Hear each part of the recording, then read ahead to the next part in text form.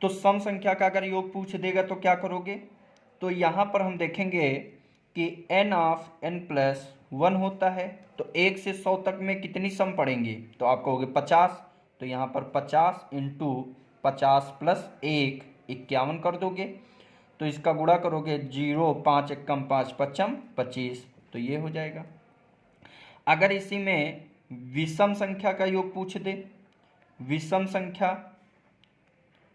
संख्या का योग, तो क्या होता है? N square. तो इसका मतलब विषम संख्या का योग पूछेगा तो एन स्क्वायर, तो मतलब कि 50 का क्या कर देंगे? स्क्वायर, तो 50 का स्क्वायर क्या हो जाएगा? 2500। तो ये हमारा उत्तर हो जाएगा। ठीक, तो इतने प्रश्न आपसे पूछ सकता है। ठीक, आगे आते हैं। अब देखो, जैसे कि आपका प्रश्न इसमें क्या पूछे है कि 1 से लेकर 59 तक का औसत ज्ञात करो। तो औसत ज्ञात करना है 1 से 59 तक।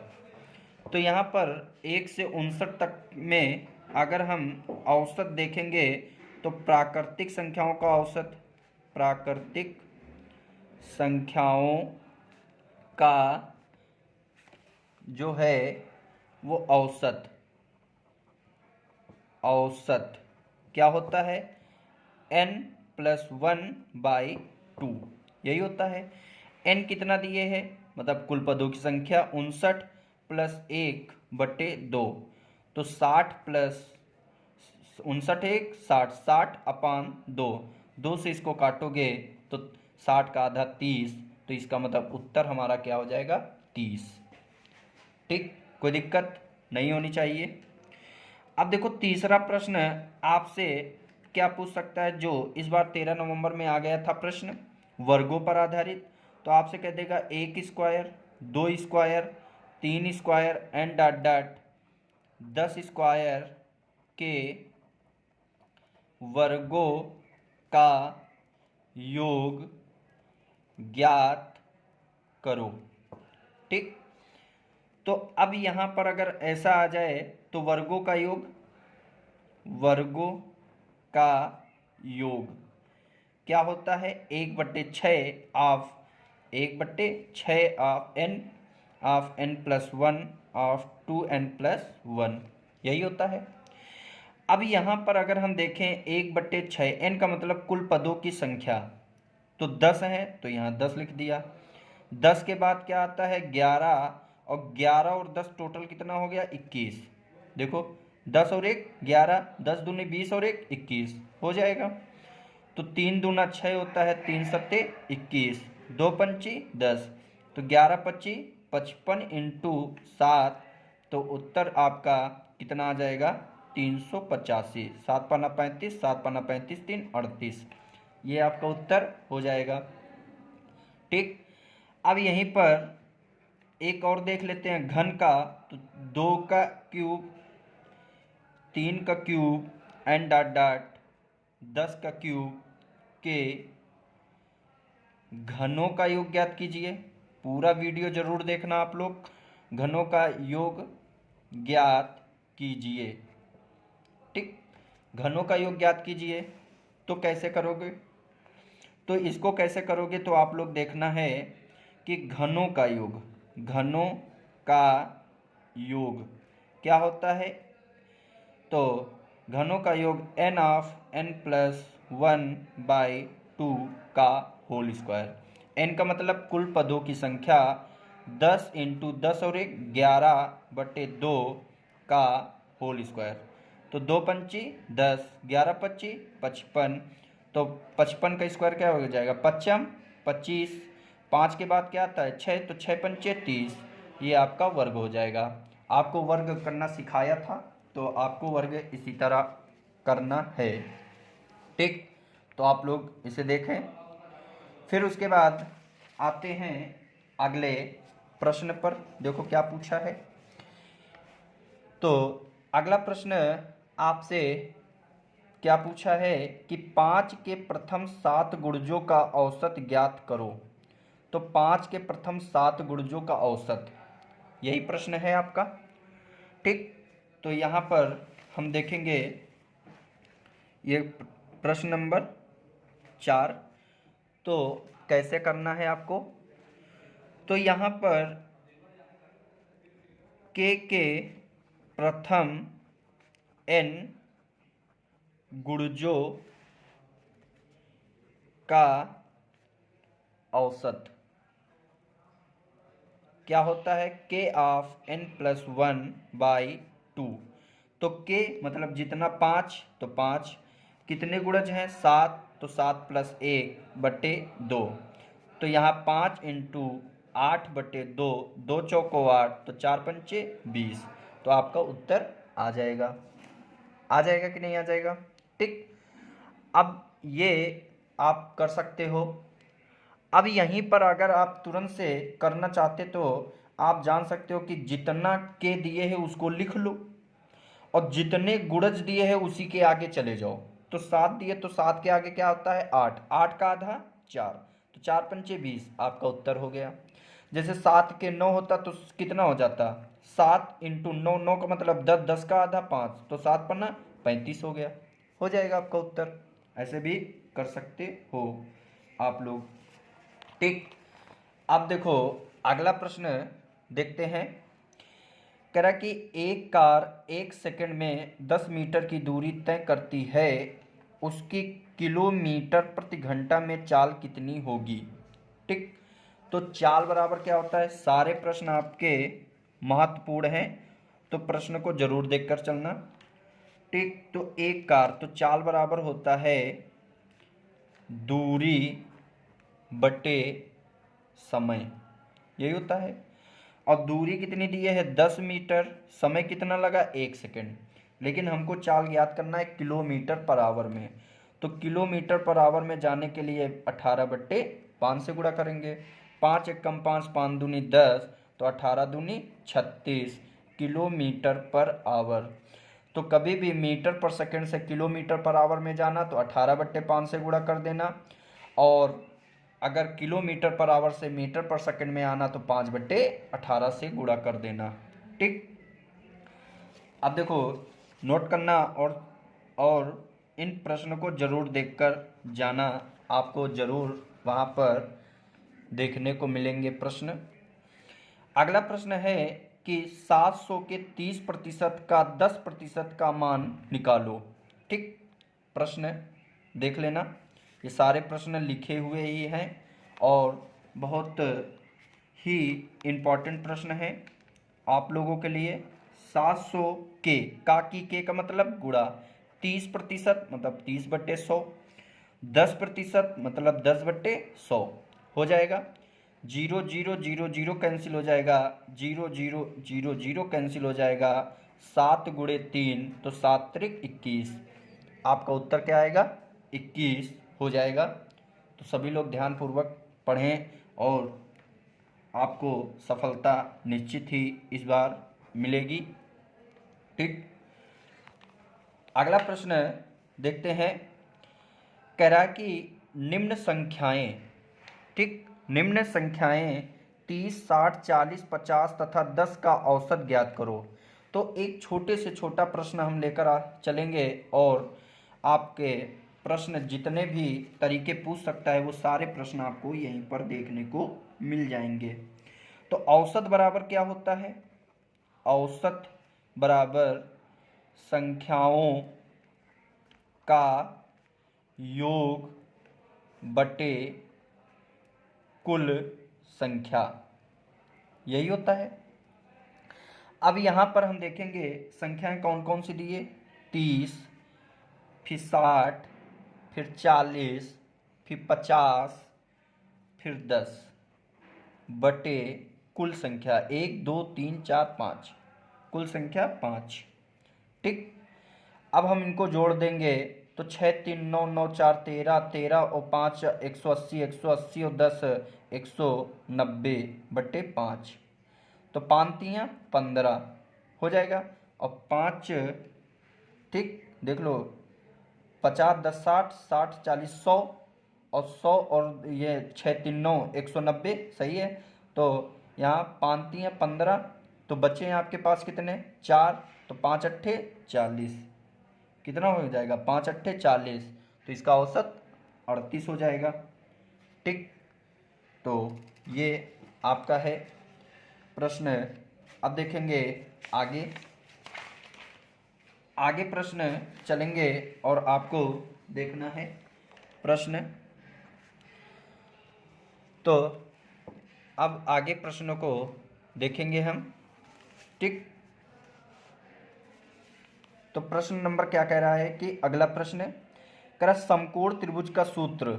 तो समकोण त्रिभुज का सूत्र क्या होता है, 1/2 आधार गुणे ऊंचाई, 1/2 आधार गुणे ऊंचाई। याद रखना, दो संख्याओं का लासा 1820 है और उनका मासा 26 है। यदि एक संख्या 130 हो तो दूसरी संख्या है।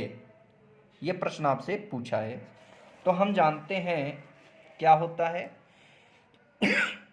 सॉरी, हम जानते हैं कि लासा गुणे मासा बराबर पहली संख्या इंटू दूसरी संख्या।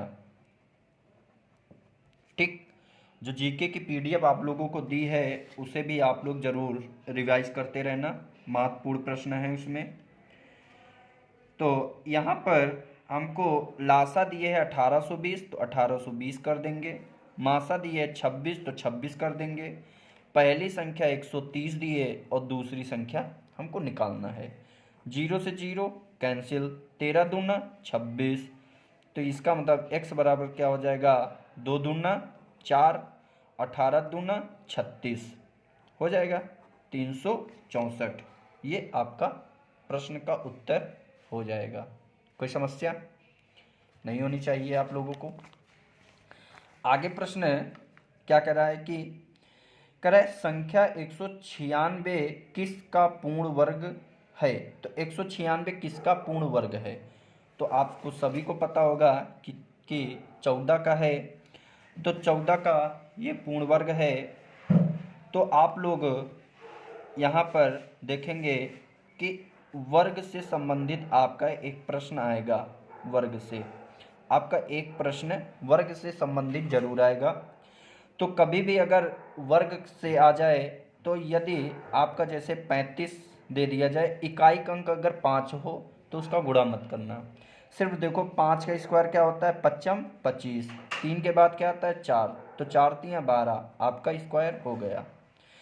जैसे आपका दे दे 45, तो 5 25, 4 के बाद 5, तो 5 को 20, आपका उत्तर हो गया। जैसे 105 का स्क्वायर दे दे, तो 5 25, 10 के बाद 11, तो 11 दाम का 110, आपका वर्ग हो गया। ठीक, ये अब यहाँ पर अगर 5 आ जाए तो कर लोगे, तो साधारण ही पूछा जाता है, तो आप लोग ध्यान रखना। और आपको वर्ग बेहतर तरीके से पढ़ा चुका हूँ, तो आप लोग वर्ग के बारे में जानते ही होंगे, कैसे निकाले जाते हैं। 3 संख्याओं तक निकालना सिखा दिए हैं आप लोगों को। अगला प्रश्न है किसी वृत्त का व्यास 7 सेंटीमीटर है तो वृत्त का क्षेत्रफल ज्ञात करो। ठीक, सारे महत्वपूर्ण प्रश्न हैं, देखते रहना है। किसी वृत्त का व्यास दिए है 7 सेंटीमीटर, तो वृत्त का क्षेत्रफल ज्ञात करना है। तो कैसे ज्ञात करोगे आप लोग, अब जैसे वृत्त है, तो ये एक वृत्त है, तो वृत्त केंद्र बिंदु से ये जो परिधि की दूरी होती है, इसे हम ये त्रिज्या कहते हैं, और त्रिज्या बराबर होती है, इधर भी इतनी ही होगी, और ये जो टोटल होती है इसे हम व्यास कहते हैं। एक चीज़ याद रखना, व्यास जो होता है वो त्रिज्या का 2 गुना होता है, और इसमें आप याद रखना जो त्रिज्या होगी वो व्यास की आधी होगी। ठीक, और फिर इसे और याद रखना कि वृत्त का क्षेत्रफल अगर पूछे तो पाई आर स्क्वायर होता है, और वृत्त की परिधि अगर पूछे तो 2 पाई आर होती है। ठीक, और अगर एक चक्कर वाला प्रश्न आ जाए तो दूरी बराबर वृत्त की परिधि इंटू चक्करों की संख्या होती है। आप सभी को याद रखना है कि दूरी बराबर वृत्त की परिधि इंटू चक्करों की संख्या होती है। ठीक, अब यहाँ से हम यहाँ पर एक चीज और याद रखना है कि यहाँ पर आपको या तो त्रिज्या पूछता है, या तो व्यास पूछता है, या तो परिधि पूछता है, या तो क्षेत्रफल पूछता है। ठीक, और आपको मैंने बताया था 1, 7, 14, 44, 154 ये कैसे आता है। ये प्ले लिस्ट पे जाओगे तो आप वृत्त से संबंधित प्रश्न जो है उसमें मैंने बताया है कि ये कैसे आता है। अब यहाँ पर व्यास जो दिए है वो 7 दिए है, तो त्रिज्या क्या होगी, व्यास की आधी होगी। होगी कि नहीं होगी। अब यहाँ पर हमसे पूछा है क्षेत्रफल, तो हमने कहा त्रिज्या जो होगी वो क्या होगी, आधी होगी। तो यहाँ पर रेडियस जो हो जाएगी वो हमारा 7/2 हो जाएगा। हमसे क्षेत्रफल पूछा है, तो क्षेत्रफल क्या होता है, पाई आर स्क्वायर। तो पाई का मान कितना होता है, 22/7। आर स्क्वायर मतलब 7/2 इंटू 7/2। 7 से 7 कैंसिल हो जाएगा, 2 से काटोगे 11, तो यहाँ 11 सत्ते 77 हो जाएगा। ठीक, और 2 से इसको काटोगे, 2 तियाँ 6 हो जाएगा, और 2 अट्ठे 16, 2 पंची 10। तो इसका मतलब कि हमारा जो उत्तर आएगा 38.5 वर्ग सेंटीमीटर। तो यूनिट जरूर ध्यान देना, वर्ग सेंटीमीटर हमारा उत्तर होगा। ठीक, सारे महत्वपूर्ण प्रश्न हैं, आपको देखना है और आपको समझते हुए चलना है, और इन प्रश्नों को जरूर देखकर जाना। किसी संख्या में वह संख्या और 5 जोड़ने पर उत्तर 21 आता है, तो वह संख्या क्या है। ठीक, तो कह रहा है किसी संख्या में वह संख्या और 5 जोड़ने पर उत्तर 21 आता है। ठीक, तो हमने कहा कोई संख्या है, मुझे नहीं पता है कौन सी संख्या है, तो आपने कहा कोई संख्या है जिसमें वही संख्या अगर जोड़ दें और उसमें 5 जोड़ दें तो 21 उत्तर आता है। तो हमने कहा कौन सी संख्या है। ऐसा प्रश्न आप ऑप्शन से भी कर सकते हो, लेकिन आपको आना चाहिए ये कैसे आया। तो हमने कहा संख्या एक तरफ कर लो, x 2x हो गया, ये 5 उधर जाएगा माइनस हो जाएगा, तो 2x 21 में 5 गया 16। तो इसका मतलब x का मान कितना आया 8। इसका मतलब वो संख्या कौन सी थी, 8 थी। देखो कैसे ऑप्शन उठाते, मैंने कहा वो संख्या 8 थी, और उसी संख्या में वही संख्या जोड़ दें और फिर 5 अगर जोड़ दें तो 21 आना चाहिए। तो 8 8 16, 16 5 21, देखो बराबर आ गया। ऑप्शन से भी कर सकते थे। ठीक, लेकिन आपको सारे प्रश्न देखना है। अगला प्रश्न देखते हैं। अगला प्रश्न देखो क्या कह रहा है, कह रहा किसी वस्तु को 7200 रुपये में बेचने पर 20% की हानि हुई तो क्रय मूल्य ज्ञात करो। अब देखो 7200 के, कई बच्चे ये कहते हैं कि सर मुझे ये नहीं पता होता कि कब हम ऊपर बड़ा रखें कब नीचे रखें, तो ये कैसे हो जाता है। तो आप लोग समझना है आपको कि 7200 रुपये की अगर आप वस्तु बेच रहे हो तो 20% का क्या हो गया, नुकसान हो गया। मतलब हमारा परसेंट होता है 100, और 100 में 20% का नुकसान हुआ, मतलब बेचा कितने को होगा, 80% में। तो 100% चीज़ वाली 80% में बेचा, तभी तो नुकसान हुआ। अगर तुम 7200 रुपये किसी को दे रहे हो वस्तु और आपको 20% का नुकसान हो गया, तो आपने वो वस्तु ज़्यादा की खरीदी होगी, तभी तो नुकसान हुआ है। तो अगर ज़्यादा खरीदी होगी तो क्रय मूल्य हमारा ज़्यादा होगा। तो हमने कहा ज़्यादा 100 और 80 में ज़्यादा कौन, तो हमने कहा 100, तो 100 ऊपर कर दो 80 नीचे कर दो। कुछ समझ में आया। तो ये हमारा क्या निकल आएगा, क्रय मूल्य, सीपी कॉस्ट प्राइस निकल आएगा। 0 से 0 कैंसिल, 8 9 72, तो 90 × 100, तो इसका मतलब वो हमने वस्तु जो खरीदी थी वो 9000 की खरीदी, 7200 में बेचने पर आपको 20% का नुकसान हो गया था। तो आगे हम प्रश्न देखते हैं। अगला प्रश्न तुरंत से कह रहा कि एक मोटरसाइकिल 140 मीटर की दूरी 7 सेकंड में पार करती है, तो मीटर पर सेकंड में उसकी गति ज्ञात करो। सिंपल प्रश्न है। तो चाल बराबर दूरी बट्टे समय, क्या होगा, चाल बराबर दूरी बट्टे समय। तो दूरी 140 दिए 7 सेकंड में, तो 7 दूनी 14, 20 मीटर पर सेकंड। तो ये आपके प्रश्न पूछे ही हुए हैं किसी न किसी एग्जाम में, और ऐसे पैटर्न आपको वहाँ भी देखने को मिलेंगे। तो अगला प्रश्न देखते हैं, क्या कह रहा है कि 231 में वह कौन सी छोटी संख्या घटाई जाए कि एक पूर्ण वर्ग बन जाए। अब आपको इतना ध्यान देना है कि 231 किसके करीब है वर्ग के। तो आप कहोगे 15 हम 225 होते हैं।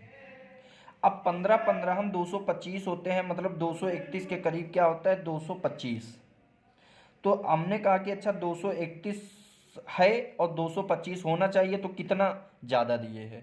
तो हमने कहा कि यहाँ पर 6 ज़्यादा दिए, तो इसका मतलब कि 231 में अगर मैं 6 निकाल दूँ तो 225 आ जाएगा, जो 15 का पूर्ण वर्ग हो जाएगा। तो इसका मतलब कितना निकाल दूँ, 6 निकाल दूँ। ठीक, 6 घटा दोगे तो क्या हो जाएगा, वो पूर्ण वर्ग आपका उत्तर आ जाएगा। आ जाएगा कि नहीं आ जाएगा, आ जाना चाहिए आप लोगों को प्रश्न। ठीक, तो अगला हम देखेंगे। अगला प्रश्न है, करेक्ट, किसी आयत का क्षेत्रफल 250 वर्ग मीटर है, यदि लंबाई 25 मीटर हो तो परिमाप ज्ञात करें। ठीक, तो आयत से संबंधित प्रश्न आ गया, तो आप कैसे करोगे। तो यहाँ पर हम देखेंगे, हम जानते हैं आयत का क्षेत्रफल लंबाई गुणे चौड़ाई होता है। तो परिमाप के निकालने के लिए हमको काहे की ज़रूरत होनी चाहिए, लंबाई और चौड़ाई की। तो लंबाई हमको दिए है 25 मीटर, चौड़ाई मुझे ज्ञात करना है और क्षेत्रफल 250। तो यहाँ से चौड़ाई जो निकलेगी वो 10 मीटर निकल आएगी। लंबाई आपकी कितनी थी, 25 मीटर थी। तो यहाँ से परिमाप अगर देखेंगे तो परिमाप जो होता है वो 2 ऑफ लंबाई प्लस चौड़ाई।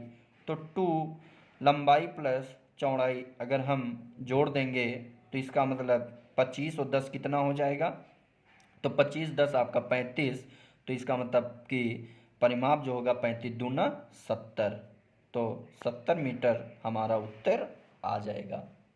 ठीक, फिर आगे प्रश्न देखते हैं। प्रश्न आगे क्या कह रहा है, सभी को पढ़ना है। कह रहा राम की क्षमता श्याम से 3 गुना अधिक है। राम किसी कार्य को 12 दिन में पूरा करता है, तो दोनों मिलकर कार्य को कितने दिन में पूरा करेंगे। ठीक, ऐसा प्रश्न आपका टाइम एंड वर्क से पूछा जा सकता है। तो राम की क्षमता श्याम से 3 गुना अधिक है, समझना बात को। मतलब राम की जो क्षमता है वो श्याम से 3 गुना है। एक राम है और एक श्याम है। राम की क्षमता श्याम की क्षमता से 3 गुना अधिक है, मतलब अगर श्याम एक दिन में एक काम करेगा तो राम जो है वो 3 गुना काम करेगा। यही तो कहने का मतलब हुआ। अब उसने कहा कि अगर राम एक दिन में 3 काम करेगा तो श्याम एक दिन में एक ही काम करेगा। लेकिन राम किसी कार्य को 12 दिन तक करते हैं, तो एक दिन में अगर 3 काम तो 12 दिन तक काम करेगा तो कितना काम होगा, हो जाएगा, तो 12 तियां 36। तो 36 काम टोटल काम है। और उसने कहा है कि यदि इस टोटल कार्य को, समझना, दोनों मिलकर करते हैं, मतलब इस 36 कार्य को दोनों मिलकर करें तो कार्य कितने दिन में समाप्त हो जाएगा। तो 3 और 1 कितना हुआ, 4। तो एक दिन में 4 काम, 36 काम होने में 9 दिन लगेंगे। तो उत्तर हमारा जो आएगा वो क्या आ जाएगा, 9 दिन आ जाएगा। राम श्याम 3 1 हो जाएगा, ये 3 गुना है तो ये 1 होंगे। और अगर राम एक दिन में 12 काम तो 3 दिन में 36 काम, दोनों मिलकर काम करेंगे तो 4, तो 4 9 या 36 आपका उत्तर हो जाएगा। तो अगर ना समझ में आए तो कमेंट बॉक्स में लिख देना, आपको पुनः बता दिया जाएगा, परेशान मत होना। ठीक, तो आप लोग धैर्यपूर्वक पढ़ते रहें और ज़्यादा परेशान ना हो, टेंशन न लें। जो आपने पढ़ा अभी तक है उसी का आप सिर्फ रिवीजन करते रहें, आपका एग्ज़ाम अच्छा ही होगा, परेशान ना हो। तो 17 नंबर प्रश्न है, बेलन का आयतन। बेलन का आयतन आपसे पूछ दिया, तो बेलन का आयतन क्या होता है? पाई आर स्क्वायर एच। याद रखना क्या होता है? पाई आर स्क्वायर एच होता है कि नहीं होता है? ठीक, तो आप लोग भी ध्यान रखना। ठीक, आगे चलते हैं। अगला प्रश्न क्या कह रहा है? अगला प्रश्न आपका कह रहा है, कितने समय में 1200 रुपये की धनराशि पर 5% वार्षिक ब्याज की दर से 150 रुपया साधारण ब्याज होगा? ठीक, तो साधारण ब्याज से आपका प्रश्न पूछ दिया कि कितने समय में 1200 रुपये की धनराशि पर 5% वार्षिक ब्याज की दर से 150 रुपया साधारण ब्याज होगा। तो हम जानते हैं कि साधारण ब्याज मतलब सिंपल इंटरेस्ट, SI बराबर होता है PRT बटे 100। तो साधारण ब्याज आपको दिए है 150, मूलधन दिए है 1200, रेट दिए है 5%, टाइम आपको बताना है। तो अपना भी टाइम आएगा, तो परेशान मत हो। तो 5 से इसको काटेंगे तो 5 तियाँ 15 हो जाएगा। ठीक, तो यहाँ 30/12, तो यहाँ से अगर हम काटें तो 12 दूना 24, बचे कितने? 6, तो 12×5 = 60, मतलब 2.5 वर्ष लगेंगे। कितना आ जाएगा? 2.5 वर्ष। ठीक, तो ये आपका उत्तर हो जाएगा। 19 नंबर अगला प्रश्न देखते हैं। पैटर्न कह रहा है कि एक व्यापारी, समझना, एक व्यापारी को 17 बैग चावल के 1020 रुपये में बेचने पर 51 रुपये की हानि होती है, तो एक बैग की कीमत बताओ। देखो ऐसा प्रश्न, मतलब 17 बैग चावल है जो 1020 रुपये में बेच दिया, बेचने पर उसको 51 रुपये की क्या हो गई? हानि हो गई। तो कह रहा है कि एक बैग की कीमत बताओ। तो ये आपसे प्रश्न पूछा है। अच्छा, 1020 की अगर आपको बेचने पर, तो अब यहाँ पर अच्छा बताओ, 17 बैग जब चावल तुम बेचते हो तो 1020 रुपये के बेचा और तुमको 51 रुपये की हानि हो गई। इसका मतलब कि वो जो 17 बैग चावल थे वो तुमने कितने के बेच दिया? 1020 के। तो नुकसान कितने को हो गया? 51 रुपये का। तो इसका मतलब जो तुमने खरीदा होगा वो 1020 से ज़्यादा खरीदा होगा। कितना ज़्यादा? 51 रुपये ज़्यादा खरीदा होगा। तो वो 17 बैग की जो कीमत चावल की थी वो रियल में कितनी थी? तो जो तुमने खरीदी थी, तो इसका मतलब उसके रियल में 1071 थी। तो उसने कहा एक बैग की कीमत बताओ हमें। तो एक बैग तुमने कितने खरीदा होगा? 17 छक्का 102, 17 51, मतलब 63 रुपये का बैग आपने चावल का खरीदा होगा। ये आपका उत्तर हो गया, सिंपल था। ठीक, आगे हम देखेंगे अगला प्रश्न कैसे पूछ सकता है। 3x+2 = 23, तो x का मान ज्ञात करो। देखो ये प्रश्न आपसे पूछा गया जा सकता है। जैसे उसने कहा है कि यहाँ पर 3x+2 = 23, तो हमने कहा x संख्या एक तरफ कर लो। तो 3x 23 में 2 गया, 21 बचा, तो x का मान 3 सत्ते 21, तो x का मान क्या हो जाएगा? 3 हो जाएगा। ठीक, हो जाएगा कि नहीं हो जाएगा? अब आते हैं अगले प्रश्न पर। तो अगला प्रश्न आपसे क्या कह रहा है? कह रहा है कि 106 गुणे 106 माइनस 94 गुणे 94 क्या होगा? तो आपसे देखो प्रश्न ऐसे भी पूछ सकता है। 106 आपसे कैसे कैसे प्रश्न पूछ सकता है, मैं सारे तरीके आपको करा दूंगा। बस आपको इसका रिवीजन मानना है और पूरा वीडियो ज़रूर देखना है। अगर एक भी क्वेश्चन को बढ़ाओगे तो आपका एक प्रश्न से आप मात खा सकते हो, तो इसलिए आपको सारे प्रश्न देखना है। 106 इंटू 106 मतलब कि 106 स्क्वायर, 94 इंटू 94 मतलब 94 स्क्वायर। तो आपने कुछ देखा ए स्क्वायर माइनस बी स्क्वायर, होगा कि नहीं होगा?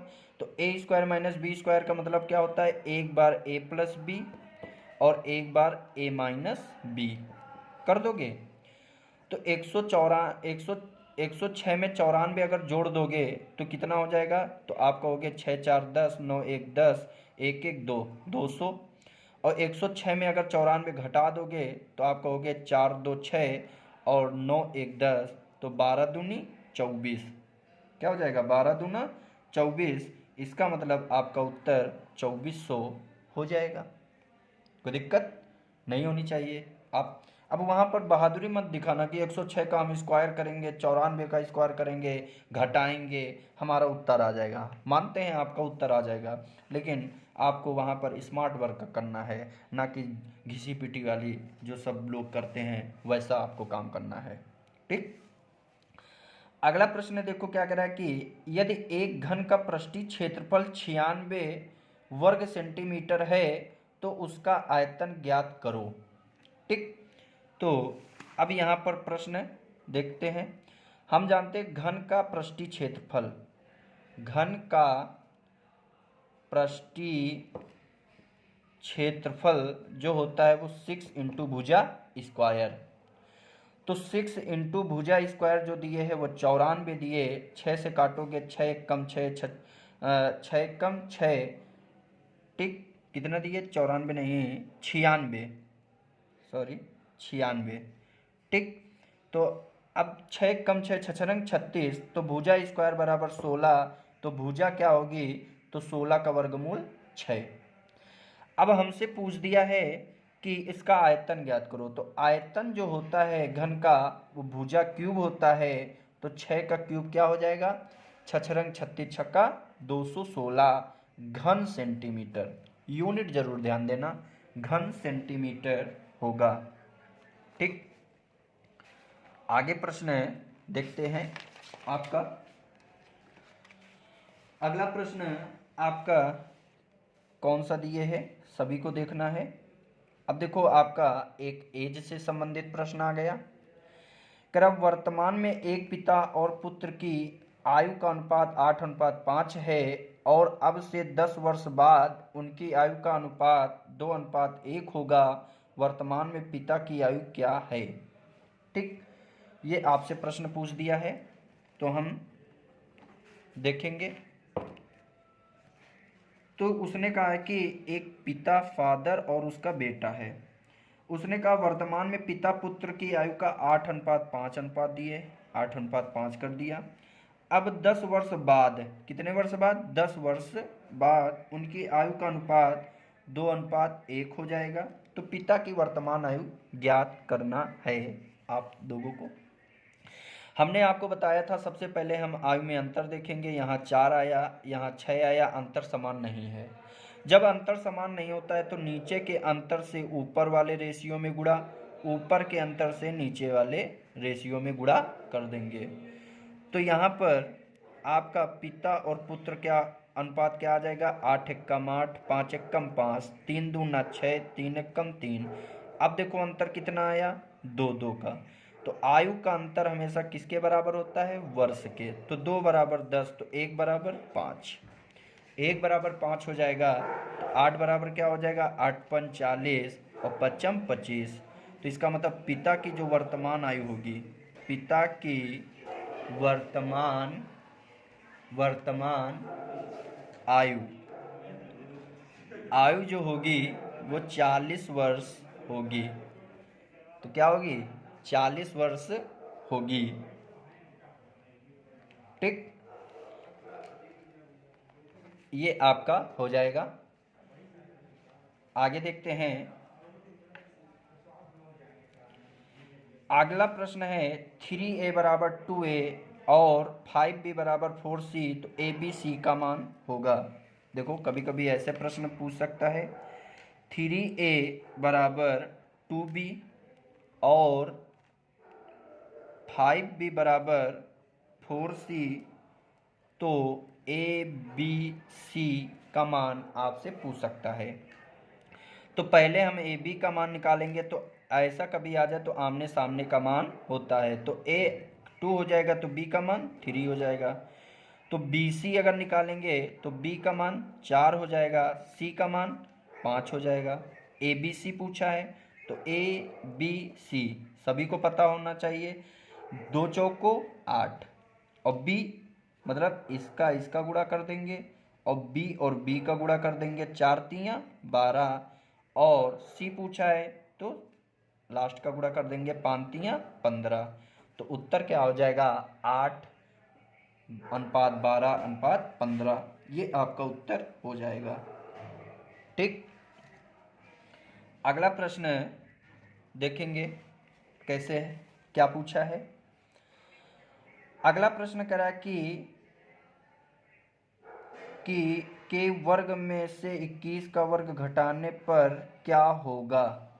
ठीक, तो ये प्रश्न क्या है, तो आगे देखते हैं। एक अंक का 1/3वां भाग 64 है, तो 1/2 भाग क्या होगा, ये पूछा है। मतलब 1/3वां भाग 64 है, 1/3वां भाग अगर 64 है तो ये पूरा भाग कितना होगा, तो आप कहोगे 64 इंटू 3।